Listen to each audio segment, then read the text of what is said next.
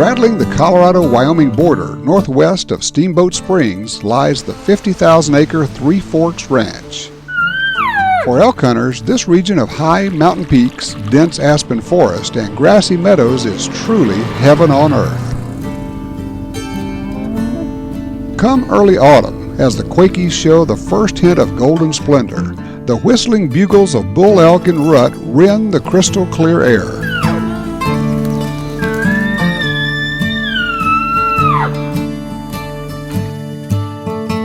Join us as Hunting's Wayne Vans Wall and Thompson Center Arms' Larry Weisshuhn head up to the High Lonesome in search of America's most majestic deer, the Rocky Mountain elk, on today's Peterson's Hunting Adventures.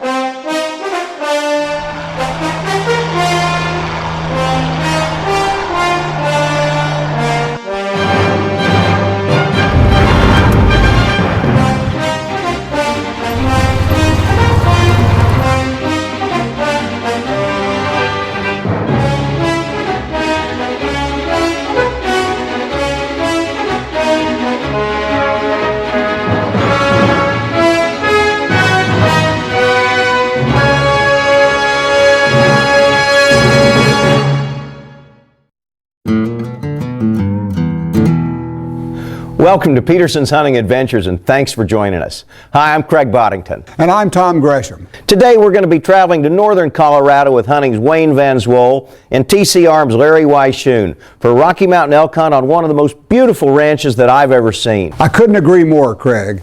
The Three Forks Ranch, located northwest of Steamboat Springs, Colorado, is every hunter's dream come true. Magnificent scenery and herds of elk and mule deer make this a very special place indeed. To top it off, our hunters are going to be using Thompson Center Encore handguns and rifles, so get ready for some truly great marksmanship displays from Wayne and Larry, along with elk footage that's going to knock your socks off. Okay, Tom, you got me ready to roll, so let's hit it.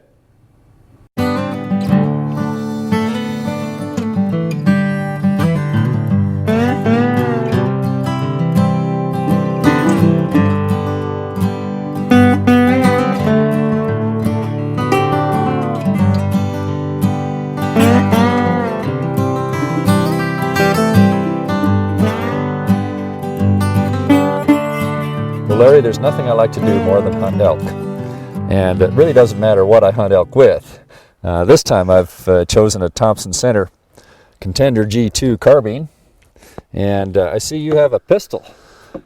As you know, I've loved hunting with pistols really all my life, and I've been shooting TC guns for a long, long time. This is really kind of a special deal when you get right down to it, because we have the new G2 Contenders, and as you know, if you're like me, you started shooting with Contenders many years ago. Once you close the action up and cock the hammer, and then let the hammer back down without shooting it, before you could recock the hammer, you had to open the chain. It opened all up again. With this, no longer is that the case. That's a real improvement. Cock it, let it back down in case the animal moves before you get a chance to get on him. And all you got to do is cock it back again. So it's a great advantage with the G2 the way it is set up now.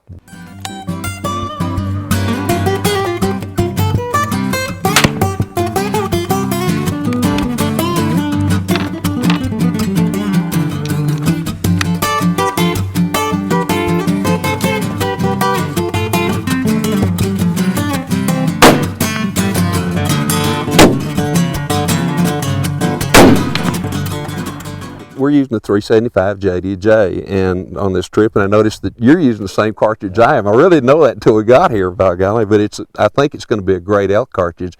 I've shot elk with it in the past when it was still really a Wildcat.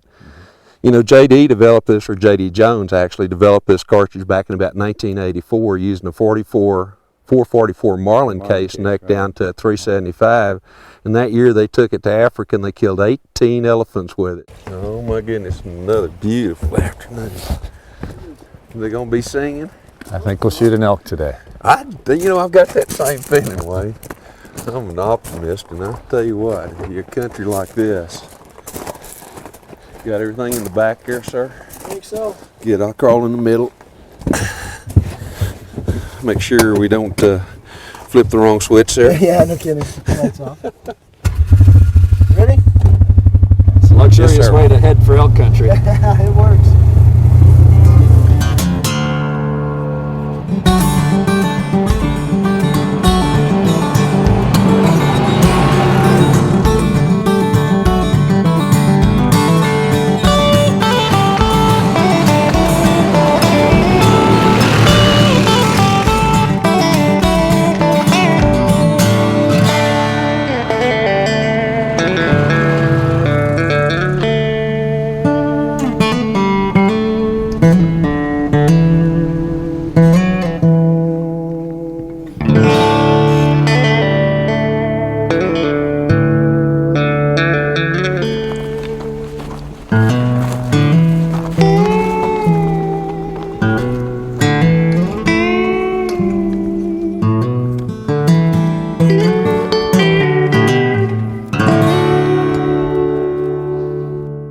Got a nice little beaver pond here.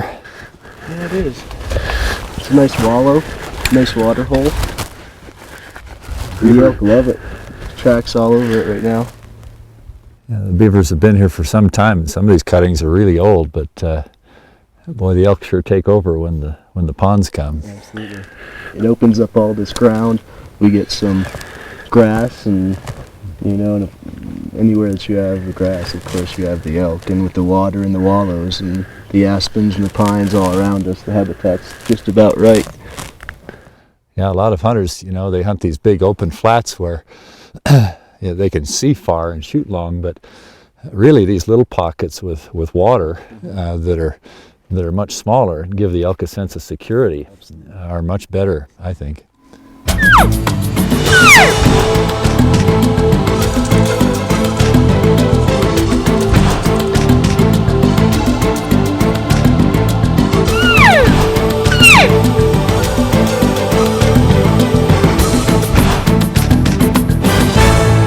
Larry decides to pass on the foolish young bull.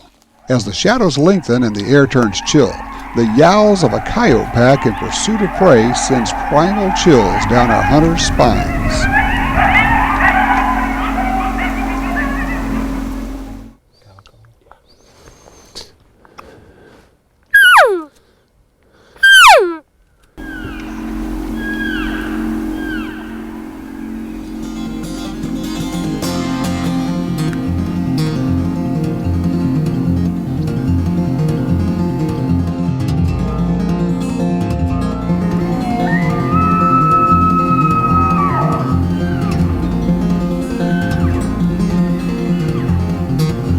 There's a nice one.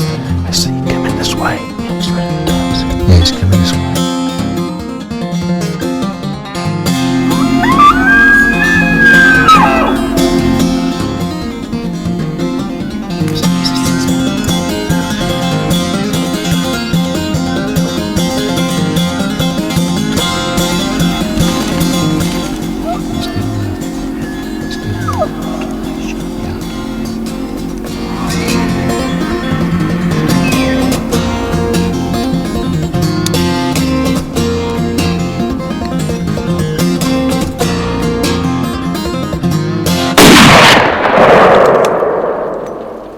As the shot hits the dirt in front of the bull, Larry realizes too late that the bull is farther away than he thought. Incredibly, though, the hunting gods give Larry a second chance.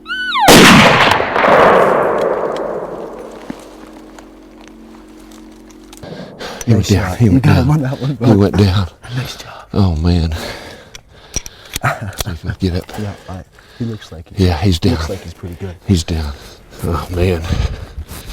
Absolutely fantastic. Oh, he looks good, Larry.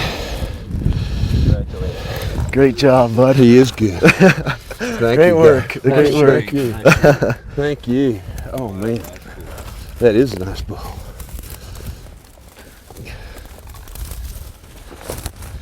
Look at that. And he, tell you what, he's a better bull than I thought he was, guys. He really is. He's gorgeous. He's got nice 2, swords. 4, 6, 2, 4, 5. Missing that one point.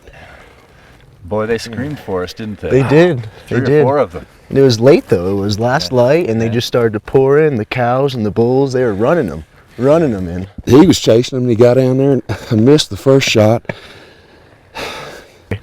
Thank you, guys. You're welcome. Great. Well, that Great 375 hunt. did a Wayne, nice that was job. fun. Yeah, you're right. That 375 did a nice job on him. Well, guys, the moon's coming up, the sun's going down. I'll go pick up the Ranger. I'll let If you're you going to get do there. that, you know what? Then I will gut him, by God.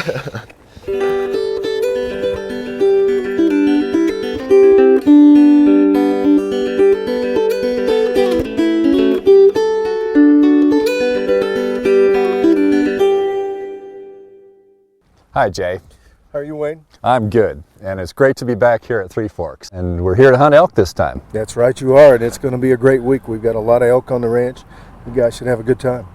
Well, I think Larry and I heard them bugling as we came in. Is that are they starting to open up now? We're just getting towards the peak of the rut season. The elk are bugling hard, the cows are in heat, and well, there's a lot of action going on out there in the mountains. Tell us a little bit about the ranch. You're part of Colorado's Ranching for Wildlife program, aren't you? We are. We joined the program about 6 years ago, and the Ranching for Wildlife program is a cooperative effort between large landowners and the state of Colorado.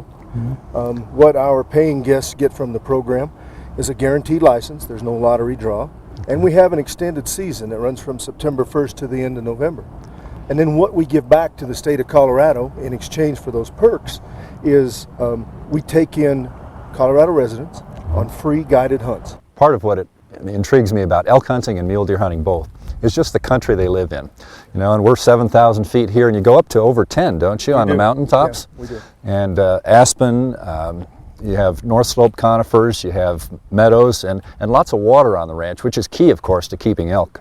I was born and raised in Montana right next to Yellowstone Park, and this rivals Yellowstone Park as far as habitat for big game animals.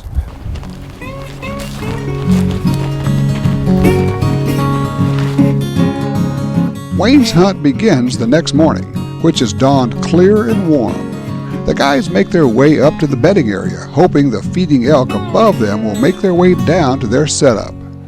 Boy, that wind's a little shifty today. Is that it? It's swirling right now. Yeah, it's going crossways. Well, the elk will be coming down, and assuming we have a prevailing wind, the thermal won't matter. But I'm concerned about the swirling in this little basin. Especially in this bowl. Yeah. The elk are up in these pines and the straw. They'll be working down pretty close to last light. Okay. And hopefully by then we'll have our wind dropping down and it won't be as bad. Okay. We can hear them up there. They're up there pretty high. They ought to start working down in half an hour now. If the elk work down on this hog back, we'll probably get along these aspens, skirt down the edge, and set up on them. Let's check it out first.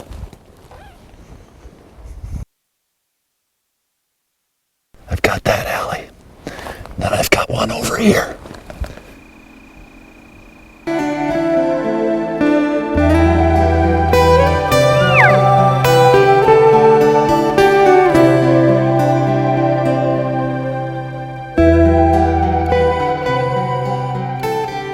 Sometimes, though, no matter how good a plan you have, things just don't come together.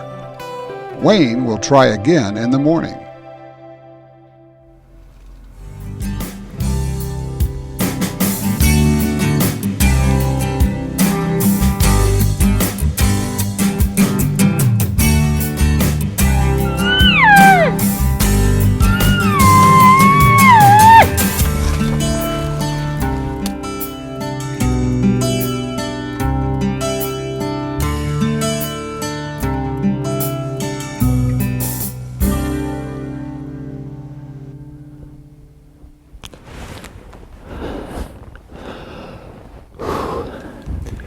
Even though he was very close, there was always a little bit of brush in the way. And, you know, this 375 JDJ is a heavy bullet, and a lot of people would say, well, it'll just plow through brush, but in my experience, it's just bad business to shoot into brush. Yeah, you never know which way it's going to go after it hits that brush. Yeah, I think you made a good call there.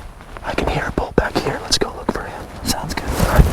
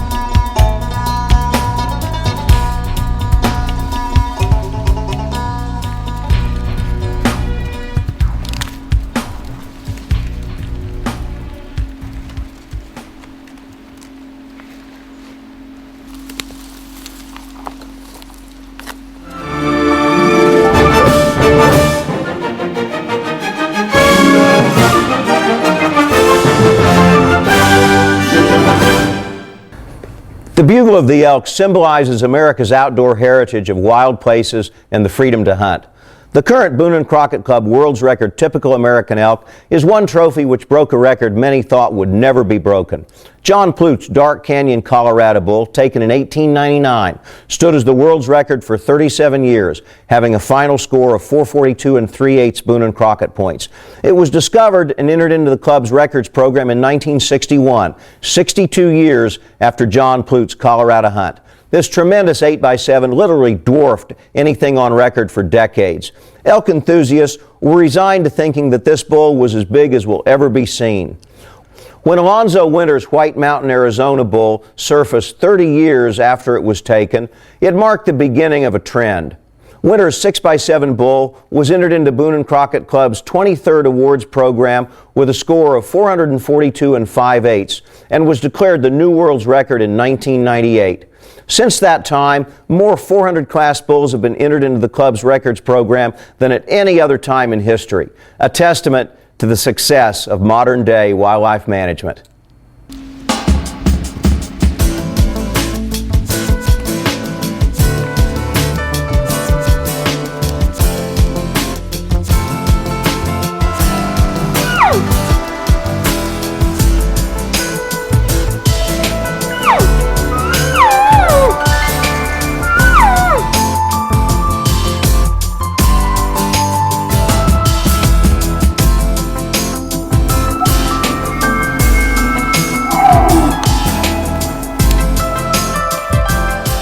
The aspen grove provides a seemingly secure bedding area for the elk. Wayne passes on several bulls, his instinct and long experience telling him the moment isn't right. Well, we're pretty high. It's your call, Brian, but this is beautiful elk country, and we could still hunt it today. But it's also their sanctuary, Yes, it is. and Yeah, we don't want to blow them out. In here this evening and see if we can't find him again. All right, sounds good to me. Yeah. Let's do it. No, wait a minute. Did you hear that? He's right up here on this road. He's just open his face. Looks like he's a 6x5. 6x7, I can't tell.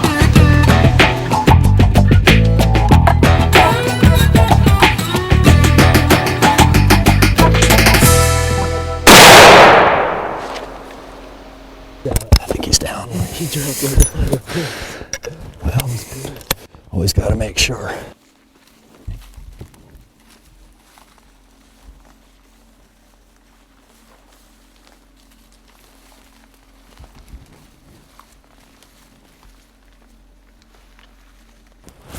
Congratulations, man. Thanks very much, Brian.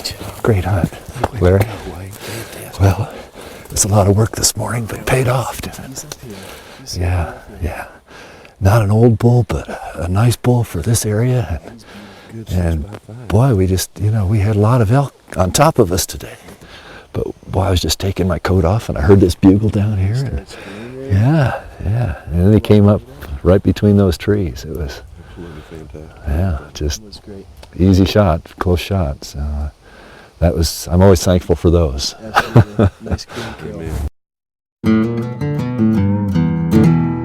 Man, that was pretty country. What a beautiful ranch. It really is. It's really, of course, it's upscale, but it's in the middle of this gorgeous country. And anytime you can hunt during the bugling season, not only do you get the experience of bugling elk, but you get the aspens turning, and they look like golden glaciers coming down the hills. I mean, it is fabulous. Oh, I tell you what, chance to hunt bugling elk is one of the really great hunts in North America. Absolutely. Hey, thanks for joining us, and I hope your next hunt's great too.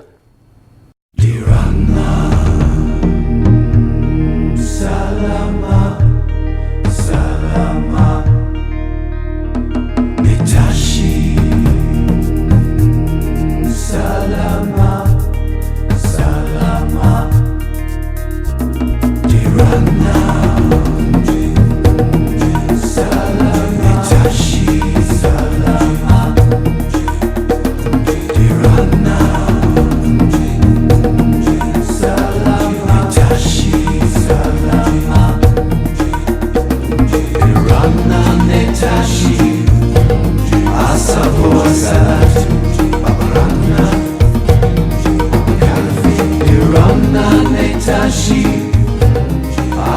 for a salatu.